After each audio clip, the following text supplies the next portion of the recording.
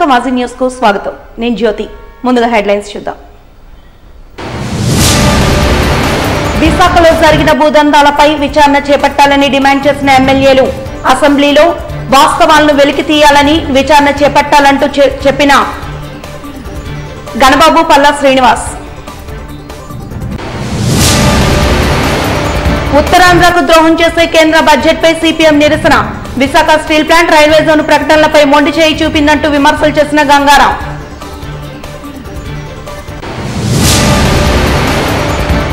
దేశం కోసం ప్రాణాలర్పించిన అమరవీరులకు ఘన నివాళి. బీజేపీ యువమోర్చా ఆధ్వర్యంలో ర్యాలీని చేపట్టిన నేతలు.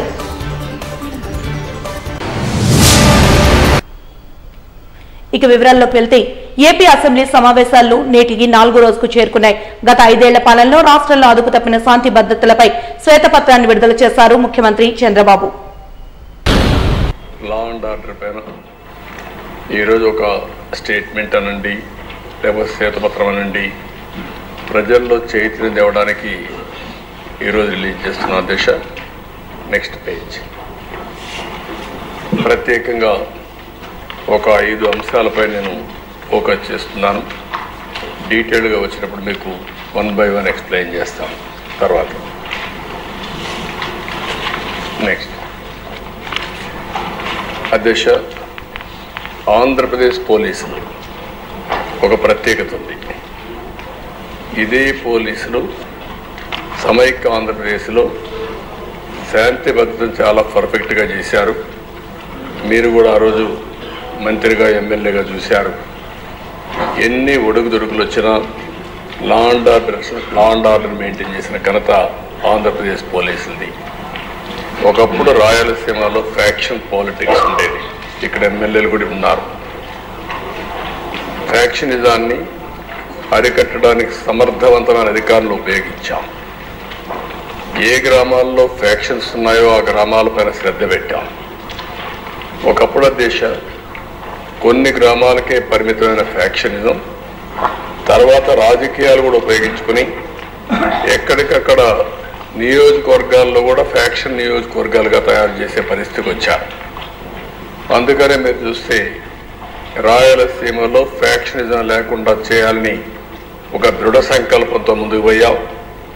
ఈరోజు ఈ హౌస్ ద్వారా రాష్ట్ర ప్రజానికాన్ని గుర్తు చేస్తున్నా, మా ఎమ్మెల్యేని, సీనియర్ నాయకుల్ని 2 అరెస్ట్ చేసిన తర్వాత మిగిలిన వాళ్ళని కూడా అరెస్ట్ చేసి రాయలసీమలో ఈరోజు ఫ్యాక్షనిజం లేకుండా పోయిందంటే దానికి కారణం తెలుగుదేశం పార్టీ అనే విషయం అందరూ. దానివల్ల అధ్యక్ష ఈరోజు ఆ ప్రాంతంలో ఎక్కువ అభివృద్ధి జరిగే అవకాశం వస్తుంది. భవిష్యత్తులో ఇంకా ఎక్కువ అభివృద్ధి జరిగే అవకాశం ఉంటుంది. రెండవ అధ్యక్ష, ఇంకో పక్కన మీరు చూస్తే హైదరాబాద్ అందరికి ఒక ఐడియా ఉంది. 6 నెలలు కర్ఫ్యూ ఉండే నగరం హైదరాబాద్. ఆ రోజు ఒక్కొక్కసారి కర్ఫ్యూ 20 రోజులు 30 రోజులు నిత్యావసర వస్తువులు కూడా దొరకకుండా కర్ఫ్యూ పెట్టిన పరిస్థితులు ఉన్నాయి. అలాంటి నగరంలో మత ఘర్షణల పైన చాలా క్లియర్గా ఒక నిర్ణయం చేసుకొని ముందుకు పోయాం. ఉక్కు పాదంతో అది తర్వాత వచ్చిన ప్రభుత్వాలు కూడా కొనసాగించే పరిస్థితికి వచ్చారు. అది శుభ పరిణామం అని చెప్పి కూడా నేను మీకు తెలియజేస్తున్నాను. నెక్స్ట్ తర్వాత దిశ 14-19 మర్డర్స్ 15% తగ్గాయి, రైటింగ్ 51% తగ్గాయి, కిడ్నాపింగ్ అబ్డక్షన్స్ 16% తగ్గాయి. అదే మరి హర్ట్ అయితే 18,048 నుంచి 16,018 తగ్గాయి, 11% తగ్గింది. అసాల్ట్ 20% తగ్గాయి, రాబరీ దొంగతనాలు 25% తగ్గాయి. దీనివల్ల ప్రభుత్వ చర్యల వల్ల ప్రజల్లో ఒక భద్రత పెరిగింది. ప్రతి ఒక్కరిలో కూడా నమ్మకం వచ్చింది, మేము సేఫ్గా ఉంటామనే పరిస్థితి వచ్చింది. ఆ విధంగా లా అండ్ ఆర్డర్ మెయింటైన్ చేశాం. నెక్స్ట్ ఇక్కడ దిశ చేయగలిగామంటే సాంకేతిక సదుపాయాలు బాగా ఉపయోగించుకున్నాం. ఇప్పుడు డీజీపీ ఆఫీస్ ఉంది, ఒక మోడర్న్ ఆఫీస్. ఆ రోజు తెలుగుదేశం ప్రభుత్వంలో కట్టింది. ఇంకో పక్క అంటే హార్ట్ అటాక్ అని ఎందుకు తప్పు చెప్పారు, అది అయిన తర్వాత నారాసుర రక్త చరిత్ర అవన్నీ అయినాయి. ఎంపీ, లోకల్ ఎంపీ, క్లియర్గా పోలీస్ నాట్ రిక్వైర్డ్. తర్వాత గంగిరెడ్డి, ఆనాటి ముఖ్యమంత్రి మామ, వాళ్ళ హాస్పిటల్లో సిబ్బందిని తీసుకెళ్ళి కుట్లన్నీ వేశారు. కుట్లు కట్టి మొత్తం క్లీన్ చేసి రూములంతా బ్లడ్ అంతా క్లీన్ చేసే పరిస్థితికి వచ్చారు. ఫ్రీజర్ తీసుకొచ్చారు, దాంట్లో కూడా పెట్టి అంత్యక్రియలు తీసిపోయే పరిస్థితికి వచ్చారు. ఆయన రోడ్ జర్నీలో వచ్చాడు, కోర్టు పోయాడు, గ్యాగ్ ఆర్డర్ తీసుకొచ్చాడు. ఆనాటి సునీత కూడా నమ్మించే పరిస్థితి తీసుకొచ్చాడు. నమ్మి పూర్తిగా సహకరించి తర్వాత అర్థం చేసుకొని ఇప్పుడు పోరాడే పరిస్థితికి వచ్చారు. తర్వాత ముందు డిమాండ్ చేశారు సిబిఐ ఎంక్వైరీ కావాలని, మళ్ళా వద్దని బిడ్డ చెప్పే పరిస్థితికి వచ్చారు. లోకల్ పోలీసు కూడా ఎలాంటి యాక్షన్ తీసుకోలేని పరిస్థితికి వచ్చారు. కేసు అగైన్స్ సిబిఐ ఆఫీసర్ పైన పెట్టారు. అక్కడ సిఐ ఎవరినైతే సస్పెండ్ చేసామో ఆ కేసులో తన సస్పెన్షన్ నుంచి రివోక్ చేశారు. ఇంకొక పక్కన ఎంపీ కర్నూలులో ఉన్నప్పుడు అరెస్ట్ చేయడానికి వస్తే అరెస్ట్ చేయకుండా లా అండ్ ఆర్డర్ వస్తుందని ప్రొటెక్ట్ చేసి తర్వాత కోర్టులో బెయిల్ వచ్చే వరకు కొనసాగించే పరిస్థితి. ఇదిలా ఉండగా రాష్ట్రంలో నిరుపేదలకు సొంత ఇంటి కళ కలగానే ఉండిపోయిందని విశాఖపట్నం పశ్చిమ నియోజకవర్గ ఎమ్మెల్యే గణబాబు తెలిపారు. అసెంబ్లీ సమావేశాల్లో భాగంగా నేడు టీడీపీ రాష్ట్ర అధ్యక్షులు గాజువాక ఎమ్మెల్యే పల్లా శ్రీనివాసరావు గణబాబు మాట్లాడుతూ విశాఖలో జరిగిన అనేక భూదందాలపై విచారణ జరపాలని డిమాండ్ చేశారు. అలాగే టిట్కో ఇళ్లను వీలైనంత త్వరగా నిరుపేదలకు అందించాలని కోరారు. అధ్యక్ష, ఈ టిట్కో ఇళ్లకు సంబంధించి మీకు కూడా తెలిసిన నర్సీపట్నంలో ఎన్నికల నాటికే పూర్తయిన దశలో ఉన్నటువంటి ఇళ్లను మీరు చూశారు. రాష్ట్రంలో పేద మధ్యతరగతి వర్గాల వారికి ఒక విలాసవంతమైనటువంటి జీవనం గడపడానికి చంద్రబాబు నాయుడు గారి నాయకత్వంలో ఈ ఇల్లు డిజైన్ చేయడం అనేటువంటిది మీ అందరికీ తెలుసు అధ్యక్ష. దానిలో ఇప్పుడే మంత్రి గారు చెప్పినట్టు 5 లక్షల ఇల్లు పూర్తిగా శాంక్షన్ చేస్తే దానిలో 3,13,000 ఇళ్లను మాత్రమే టేకప్ చేయడం, దానిలో కూడా కొంటి సాకులు చెప్పి 51,000 ఇళ్లని క్యాన్సిల్ చేశారు అధ్యక్ష. అందులో 2,62,000 ఇళ్లనే ఈరోజు గృహాల గురించి ఇప్పుడు పూర్తవుతున్నట్టుగా చెప్పడం జరుగుతుంది అధ్యక్ష. ఇందులో వివిధ దశల్లో ఉన్నట్టు 2 లక్షల వరకు ఇల్లు పూర్తిగా పూర్తయ్యాయని కూడా సెంట్రల్ మినిస్టర్ గారు హర్షదీప్ సింగ్ గారు కూడా పార్లమెంట్లో సమాధానం ఇచ్చారు. అంటే 2019 నాటికే 2 లక్షల ఇళ్ళు పూర్తయ్యాయని చెప్పి పార్లమెంట్ సాక్షిగా మంత్రి గారు సమాధానం చెప్తే ఆ ఇళ్ళని ఈ 5 ఏళ్ళు కూడా వైకాపా పాలనలో 5 ఏళ్ళు కూడా ఒక కక్ష సాధించే విధంగా ఆ ఇళ్ళని లబ్ధిదారులకి ఇవ్వకపోవడం అనేటువంటిది చాలా అన్యాయం అధ్యక్ష. ఇది చంద్రబాబు నాయుడు గారికి పేరు వస్తుంది, తెలుగుదేశం ప్రభుత్వానికి పేరు వస్తుంది అనేటువంటి ఒకే ఒక్క కారణంతో ఈ టిట్కో లబ్ధిదారులకి, ఎందుకంటే వాళ్ళు టీడీలు కట్టుకొని ఎప్పుడు ఇల్లు గృహప్రవేశం చేస్తామా అని చెప్పి ఆ రోజు 2017 నుంచి ఎదురు చూస్తున్నటువంటి వ్యక్తులు అధ్యక్ష. మరి వాళ్ళందరికీ కూడా ఇల్లు రానివ్వకుండా ఈ పేదలు చెప్పాలంటే ఎప్పటి నుంచో ఉన్నటువంటి జాలార్పేట, ఆ జాలార్పేట టైటిల్ వాళ్ళు ఎప్పటి నుంచో ఉంటే వాళ్ళ మీద టీడీఆర్లు ఇవ్వడం కూడా వారు దానికి ఫైల్ మూవ్ చేసి కొంతమందికి ఇచ్చినట్టుగా సందర్భాలు ఉన్నాయి అధ్యక్ష. అదే కాకుండా విశాఖపట్నం మెయిన్ రోడ్ మీద అంటే మాస్టర్ ప్లాన్లో ఇమాజినరీ రోడ్స్ పెడుతుంటారు అధ్యక్ష. అవి ఒక్కోసారి సాధ్యపడితే అది వేస్తుంటారు, ఇంకోసారి వేయరు అధ్యక్ష. కానీ వీళ్ళు ఏం చేస్తారంటే సిబిసిఎన్సి అనే ఒక క్రిస్టియన్ మైనారిటీకి సంబంధించినటువంటి స్థలం ఉంది అధ్యక్ష. అది మెయిన్ రోడ్ మీద ఉంది. దానికి నాకు తెలిసి మాస్టర్ ప్లాన్లో పెట్టినటువంటి రోడ్డు ఎప్పుడు కూడా వేయడం సాధ్యపడదు. అలాంటి రోడ్డుకి సుమారు 60 కోట్లు టీడీఆర్లు ఇచ్చారు అధ్యక్ష.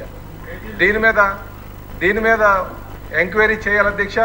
ఇందులో గత పాలకులు ఎవరున్నారో వాళ్ళందరి హస్తం ఉంది అధ్యక్ష. ఇదే కాకుండా అధ్యక్ష మీకు చెప్పాము ఇదివరకు జోన్స్ మార్చారని. ఆ జోన్స్ ఎందుకంటే టీడీఆర్లతో సంబంధం ముడిపేసుకున్నటువంటిదే అధ్యక్ష. అంటే మాస్టర్ ప్లాన్నే Visakhapatnam metro region development authority ఏదైతే ప్లాన్ మాడిఫై చేసిందో దాన్నే ఆసరాగా చేసుకొని ఈ టీడీఆర్ స్కామ్లు చేశారు అధ్యక్ష. దాని మీద ఎంక్వైరీ వేయాలని చెప్పేసి మేము తెలియజేస్తాం అధ్యక్ష. ఇంకో మాట అధ్యక్ష, ఎంక్వైరీ అనేసరికి ఏమవుతుందంటే చిన్న చిలుక వాళ్ళ మీద పడిపోయేటటువంటి పరిస్థితి ఉంటుంది అధ్యక్ష. అది కూడా మనం గమనించాల్సిన అవసరం ఉంది. ఇదే కాకుండా క్రీడాయి వాళ్ళు వచ్చి మాకు ఒక రిప్రజెంటేషన్ కూడా ఇవ్వడం జరిగింది అధ్యక్ష. ఏదైతే తనకు టీడీఆర్ స్కామ్లు ఉందో ఇదివరకు అన్ని కూడా వెబ్సైట్లో పెట్టి వాళ్ళు వెబ్సైట్లో పెట్టినటువంటి సందర్భం గత 5 సంవత్సరాలుగా చూసాం.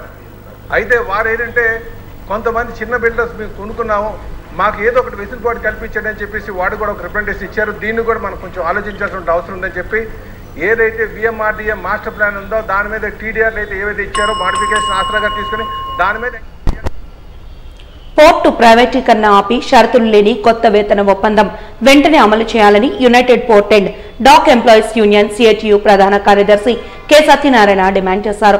విశాఖ పోర్టు కార్మికుల సమస్యలపై షరతులు లేని వేతన ఒప్పందం, బోనస్ సాధనకై పోర్టుల ప్రైవేటీకరణకు వ్యతిరేకంగా గురువారం సిహాజ్ జంక్షన్ వద్ద 2 రోజుల రిలే నిరాహార దీక్షను యూనియన్ నేతలు ప్రారంభించారు.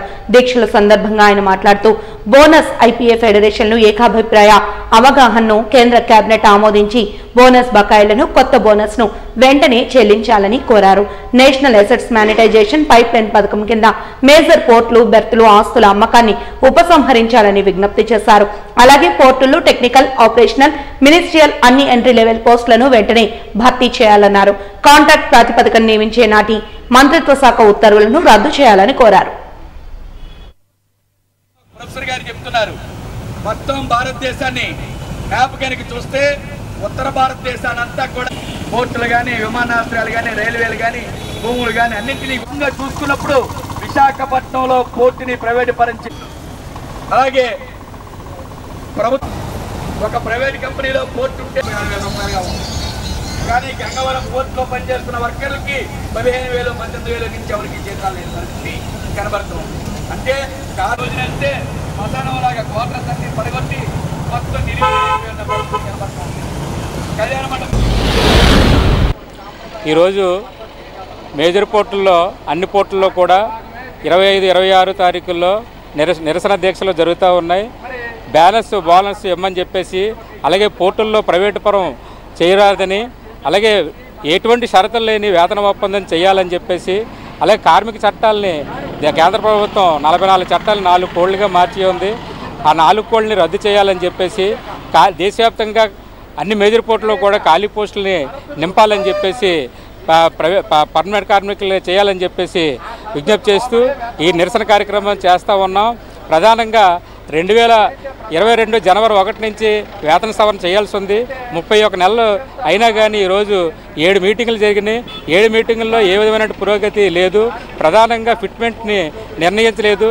దేశంలో ఎక్కడా లేనట్టు విధంగా డిఏని మెర్జ్ చేయకున్న వేతన సవరణ అనేది చేస్తామని చెప్పేసి ప్రధానమైన షరతు పెడుతున్నారు. ఇంకోటి క్లాస్ 1 ఆఫీసర్లకి ₹1 కూడా ఎక్కువ కాకుండా క్లాస్ 3, క్లాస్ 4 ఎంప్లాయీస్కి ఇవ్వాలని చెప్పేసి ప్రధానమైన షరతు పెడతా ఉన్నారు. ఇటువంటి షరతులతో ఈ వేతన ఒప్పందం కాలయాపన చేస్తూ ఉన్నారు. గత కేంద్ర ప్రభుత్వం సేమ్ అదే గవర్నమెంటు, అదే మినిస్ట్రీ వచ్చినా కూడా ఏ విధమైన చర్యలు తీసుకోకుండా కాలయాపన చేస్తున్నామన్న దేశవ్యాప్తంగా అన్ని పోర్టుల్లో కూడా ఈ నిరసన కార్యక్రమాలు 2 రోజుల పాటు ఉవ్వెత్తున జరుగుతూ ఉన్నాయి. అందులో భాగంగా మొత్తం క్యాజువల్ కార్మికులు, పూల్ కార్మికులు అందరినీ పర్మనెంట్ చేయాలని, సమాన పనికి సమాన వేతనం ఇవ్వాలని చెప్పేసి ఈ రోజున ఈ నిరసన కార్యక్రమం జరుగుతూ ఉంది.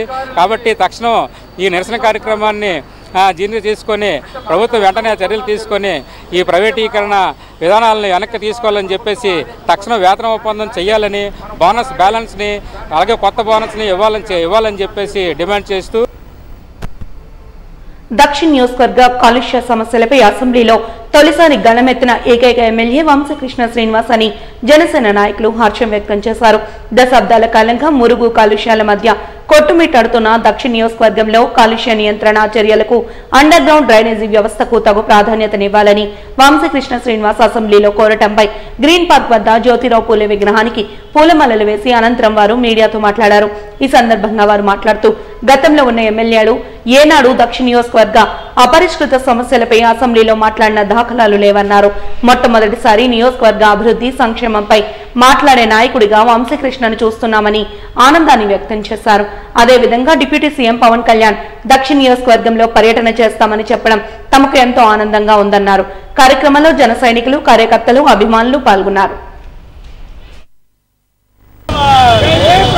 జై వంశీ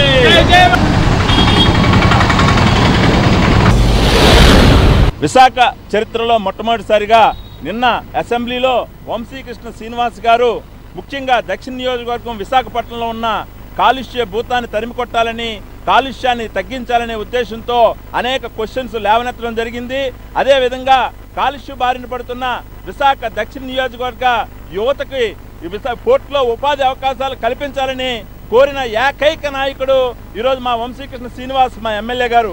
వారికి ధన్యవాదాలు తెలుపుకుంటూ, అలాగే ఈ కార్యక్రమం మీద ఉప ముఖ్యమంత్రి పవన్ కళ్యాణ్ గారు మాట్లాడుతూ ఆయన కూడా త్వరలోనే విజిట్ చేసి ఈ పోర్టు కాలుష్యాన్ని తగ్గించి పోర్టు ప్రభావిత ప్రాంతమైన దక్షిణ నియోజకవర్గంలో పూర్తిగా ఉద్యోగ కల్పన చేస్తున్నందుకు పవన్ కళ్యాణ్ గారికి, వంశీకృష్ణ శ్రీనివాస్ గారికి ధన్యవాదాలు తెలుపుకుంటూ ఈరోజు పూలే విగ్రహానికి పవన్ కళ్యాణ్ గారికి, వంశీకృష్ణ శ్రీనివాస్ గారికి పాలాభిషేకం చేయడం జరిగింది. Thank you very much. కేంద్ర బీజేపీ ప్రభుత్వం ప్రవేశపెట్టిన 2024-25 బడ్జెట్లో ఉత్తరాంధ్రకు తీవ్ర ద్రోహం చేశారని సిపిఎం విశాఖ జిల్లా కార్యదర్శి వర్గ సభ్యులు డాక్టర్ బి గంగారాం తీవ్రంగా దుయ్యబట్టారు. ప్రజా వ్యతిరేక కేంద్ర బడ్జెట్ కు నిరసనగా సిపిఎం మద్దిలపాలెం జోన్ కమిటీ ఆధ్వర్యంలో మద్దిలపాలెం మార్కెట్ వద్ద నిరసన కార్యక్రమాన్ని చేపట్టారు. ఈ కార్యక్రమానికి గంగారావు పాల్గొని మాట్లాడుతూ బీజేపీ ప్రభుత్వం ఆంధ్ర రాష్ట్రానికి గత 11 ఏళ్ల నుండి ద్రోహం చేస్తున్నప్పటికీ రాష్ట్రంలో ప్రధాన రాజకీయ పార్టీలు నోరు మెదపకపోవడాన్ని తప్పుపట్టారు. విశాఖ స్టీల్ ప్లాంట్ ను సెయిల్లో కలుపుతామని ప్రకటన చేయకపోగా స్టీల్ ప్లాంట్ కు అవసరమైన వర్కింగ్ క్యాపిటల్ కు 5,000 కోట్లు నిధులు కేటాయించలేదన్నారు. ఉత్తరాంధ్ర, రాయలసీమ వెనుకబడిన 7 జిల్లాలకు ప్రత్యేక ప్యాకేజీ కింద నిధులు కేటాయింపులు లేవన్నారు.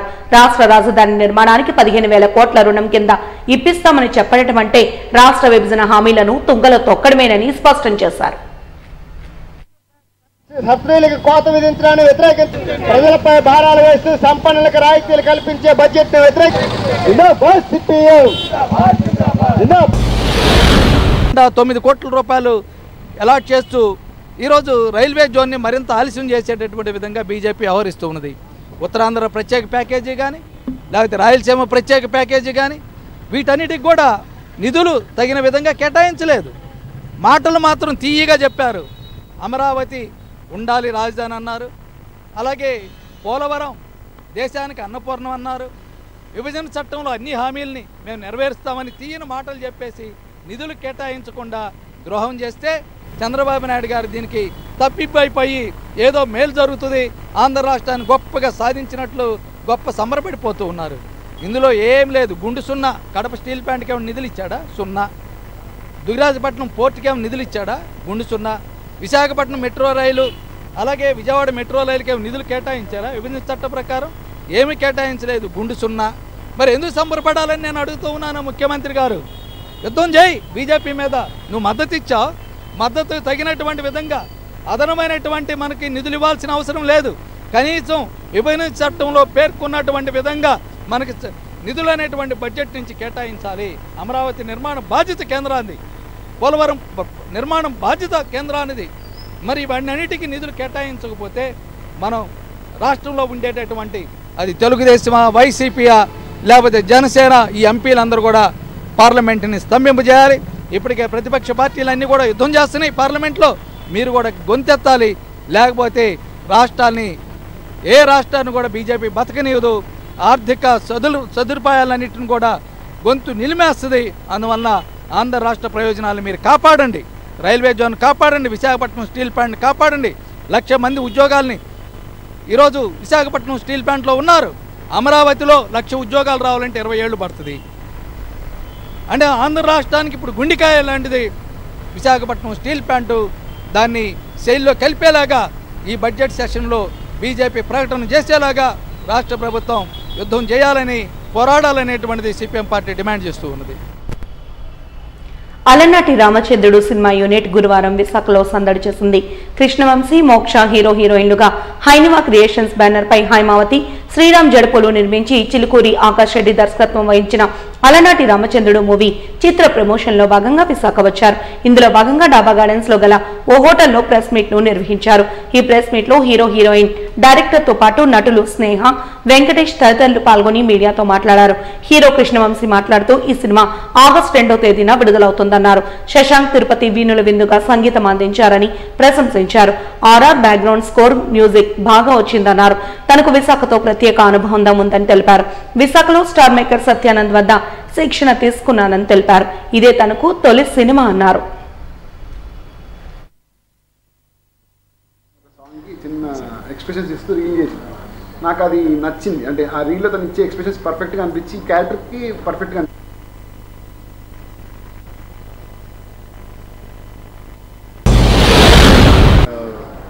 పొద్దున్నే సింహాచలానికి వెళ్ళేసి స్వామి గారి దర్శనం చేసుకొని ఇక్కడికి వచ్చాము. చాలా పాజిటివ్ ఫీలింగ్ ఉంది మొత్తం వైజాగ్ వచ్చిన తర్వాత. ఇకపోతే లైక్ మా సినిమా గురించి చెప్పాలంటే సినిమా నేమ్ వచ్చేసి అలనాటి రామచంద్రుడు. ఈ సినిమా ప్రేమ కదండి, pure feel good love story. ఇందులో ఏంటంటే నార్మల్గా మనకి ఒక ప్రేమ గురించి చెప్తున్నాను. ఎలాంటి కథ అంటే ఇప్పుడు చాలామందికి ఏంటంటే ఒక అమ్మాయి ఇష్టపడ్డా, ఒక అబ్బాయి ఇష్టపడినా అట్రాక్షన్, ఇన్ఫాచ్యుయేషన్ ఇలాంటివి ఉంటాయి, క్రష్ లాంటిది. సో ఇలాంటి టైప్ ఆఫ్ ఫీలింగ్ కాకుండా మన లోపల ఒక మనసులో ఒక చిన్న జెన్యూనిటీ, హానెస్టీ ఉన్న ఒక అబ్బాయి కానీ ఒక అమ్మాయి కానీ ఉండాలనుకునే తత్వంలో. సో అలాంటి అబ్బాయి కథే ఈ సినిమా కథ స్టోరీ అండి. వైజాగ్కి నాకు ఒక ప్రత్యేకంగా అనుబంధం ఉంది.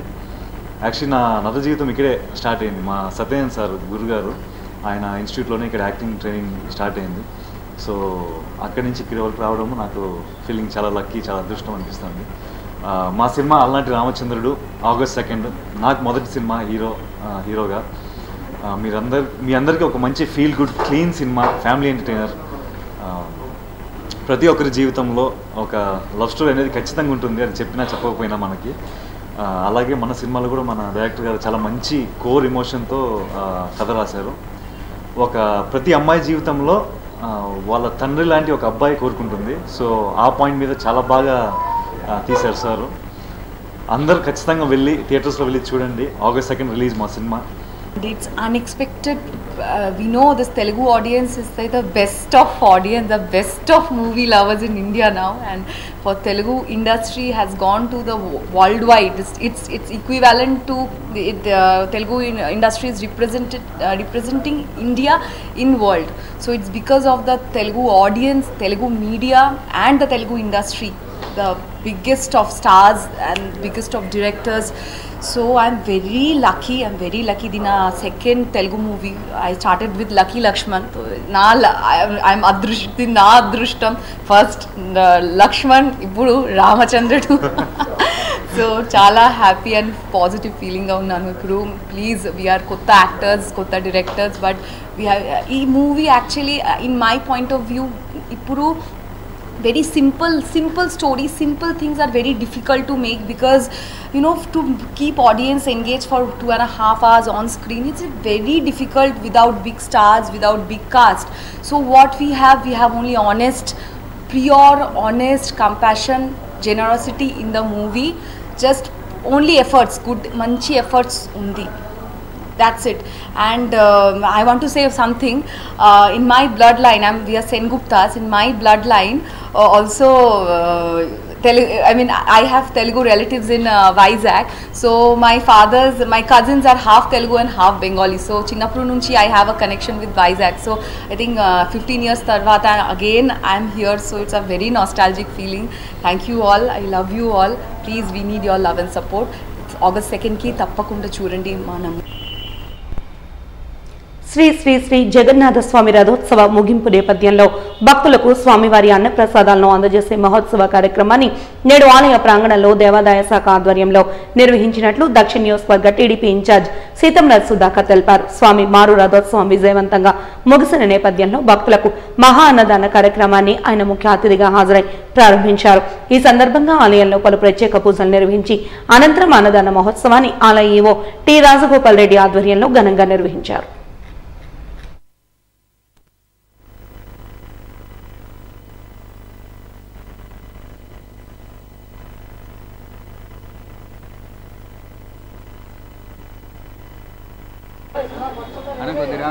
గరిట్లేటమ్మా స్వామి అక్కడే ఉంచారా?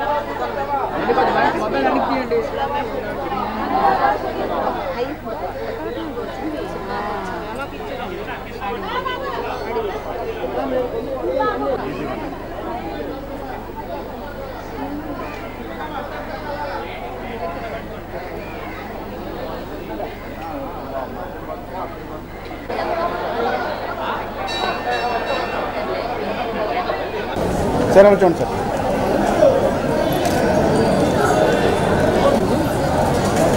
అదే పంపడం పట్టుకోండి sir.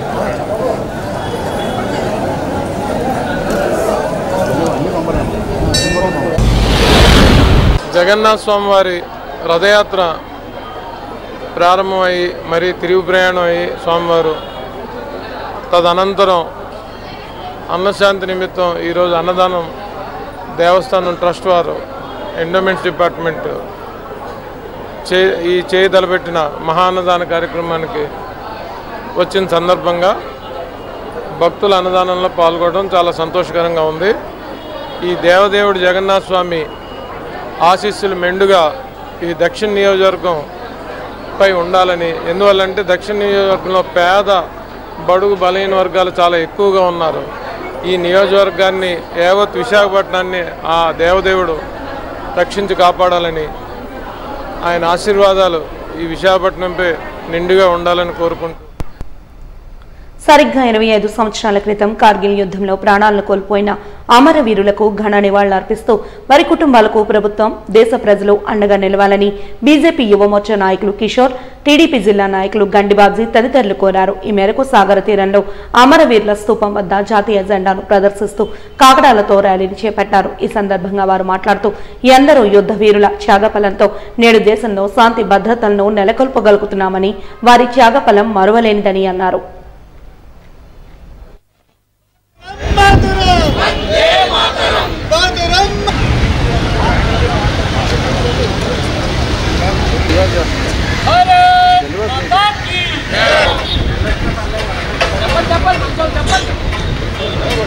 All the best! All the best! All the best!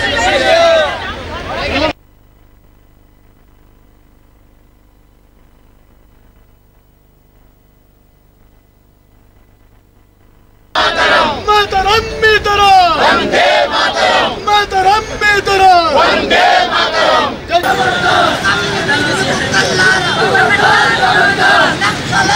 Mataram! Vande Mataram! ఈరోజు ఏదైతే 25 సంవత్సరాలు పూర్తి చేసుకొని కార్గిల్ దివస్ని దేశవ్యాప్తంగా జరుపుతున్న సందర్భంగా మొట్టమొదటిగా భారతదేశం మొట్టమొదటి త్యాగాలు ఎక్కడైనా జరిగాయంటే భారతదేశంలోనే 47 స్వతంత్రానికి ముందు అనేక మంది అసులు బాచి మన స్వాతంత్రాన్ని సంపాదించారు. అప్పటి నుండి ఇప్పటి వరకు మన సైనికులందరూ కూడా మనల్ని రక్షించడం కోసం మంచు కొండల్లో లెక్క చేయకుండా వాళ్ళు మన పహారా కాస్తూ మన ప్రాణ జీవాలని కాపాడుతున్నారు. అటువంటి సైనికులు ఆ రోజు 1999లో అనేక మంది సైనికులు మరణించినా కూడా ఆ రోజు అటల్ బిహారీ వాజ్పేయి గారి నాయకత్వంలో కార్గిల్ యొక్క యుద్ధంలో విజయం సాధించడం, ఆ విజయానికి ప్రపంచ దేశాలన్నీ కూడా హర్షం వ్యక్తం చేయడం, అదేవిధంగా భారతదేశంలో సంబరాలు జరుపుకోవడం, పాకిస్తాన్కి అప్పటికీ బుద్ధి రాక ఇప్పటికి కూడా మన మీద ఏదో ఒక యుద్ధాలు చేయడం మొదలు పెడుతుంది. కానీ నరేంద్ర మోడీ గారి నాయకత్వంలో మరి ఈ రోజుకి కూడా ఆ కుట్రలు ఏవైతే ఉన్నాయో మనం తిప్పికూడదు. భారతదేశం యొక్క పరిరక్షణ కోసం మన సైనికులు ఎవరైతే పోరాడుతున్నారో వాళ్ళందరికీ కూడా తల వంచి నమస్కారం ఇస్తూ, అదేవిధంగా ఎవరైతే అసూలు బాచారో వాళ్ళందరికీ కూడా మరి మనం నివాళులు అర్పిస్తూ ఈరోజు ఈ దివస్ని జరుపుకుంటున్నాం. కార్గిల్ విజయ్ దివస్ 1999లో భారతదేశం యొక్క ధైర్యాన్ని, భారతదేశం యొక్క సాహసోపేతమైన నిర్ణయాలని ప్రపంచానికి చాటింపు చేసి 527 మంది బలిత్యాగం చేసి ఈరోజు ఆ రోజు పాకిస్తాన్ మీద భారతదేశం విజయోత్సవం ఎల్ఓసి బార్డర్లో, భారతదేశం పాకిస్తాన్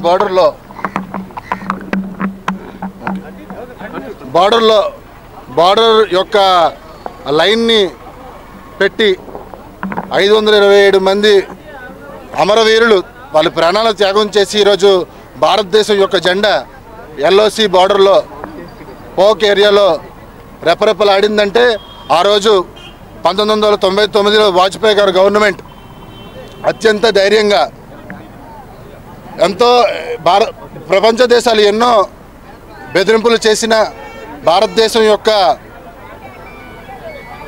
ప్రతిష్టను కార్గిల్ యుద్ధం ద్వారా పాకిస్తాన్ ఓడించి మా భారతదేశంలో ఉన్న ప్రతి ఒక్క ప్రజలు వాళ్ళ యొక్క దేశభక్తిని ఈరోజు ప్రపంచానికి చేయబడిందంటే కేవలం ఈరోజు కార్గిల్ యుద్ధం జరిగిన తర్వాత మన దేశం యొక్క ప్రతిష్టను ప్రపంచానికి తెలియజేశారు.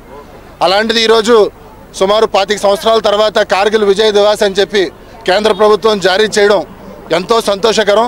అదేవిధంగా వాళ్ళ యొక్క బలిదానాలని ఎంతో ప్రతిష్టగా ప్రపంచానికి తెలియజేసే మార్గంలో ఈరోజు కార్గిల్ విజయ్ దివాస్ కాగడాల ప్రదర్శన, అదేవిధంగా రాజకీయాలకు, కులాలకు, మతాలకు అన్ని విధాలుగా భారతదేశం యొక్క ఔన్నత్యాన్ని చాటింప చేసే విధంగా ఈరోజు ఈ విజయోత్సవాలు భారతదేశ వ్యాప్తంగా జరుగుతూ ఉన్నాయి. ఎంత ప్రశాంతంగా ఉన్నామంటే మరి ఆ రోజు పాకిస్తాన్తో జరిగిన కార్గిల్ యుద్ధంలో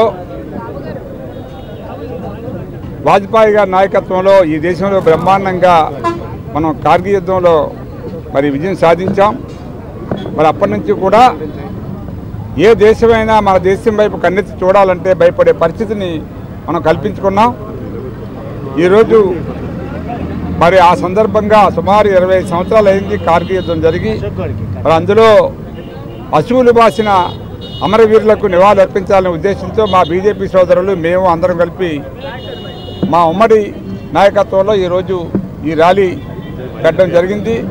ముఖ్యంగా ఈ సందర్భంగా మీ అందరి తరపున ప్రజలకు కానీ ఇతర దేశ నాయకులకు కానీ సైనికులకు కానీ మేము వందనాలు అర్పించుకుంటున్నాం. ఈ దేశం ఈరోజు ఇంత సుభిక్షంగా ఉంది అంటే మరి ఆ రోజు వాజ్పేయి గారి నాయకత్వంలో ఆ రోజు మనం ఆ యుద్ధం సాధించాం కాబట్టి ఏ దేశమైనా పాకిస్తాన్ అయినా మళ్ళీ మన మీద పోరాటానికి సిద్ధం కావాలంటే 100 అడుగులు వెనక్కేసి ఆలోచించే పరిస్థితిని ఈరోజు మనం కల్పించాం. వాజీ న్యూస్ ముగించే ముందు హెడ్లైన్స్ మరొకసారి చూద్దాం. గత ప్రభుత్వ హయాంలో విశాఖలో జరిగిన భూదందాలపై జాతీయ స్థాయి విచారణ చేపట్టాలని డిమాండ్ చేసిన ఎమ్మెల్యేలు. అసెంబ్లీ సాక్షిగా టిట్కో ఇళ్లను డిసెంబర్ నాటికి అందిస్తామంటూ మాట ఇవ్వాలని కోరిన ఎమ్మెల్యే గణబాబు, పల్ల శ్రీనివాస్.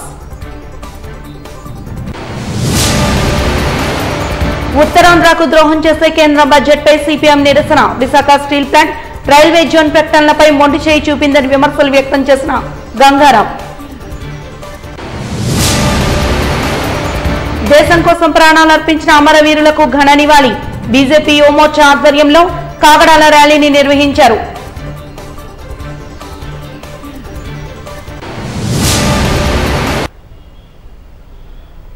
వాజీ న్యూస్ ఇంతటితో సమాప్తం. నమస్కారం.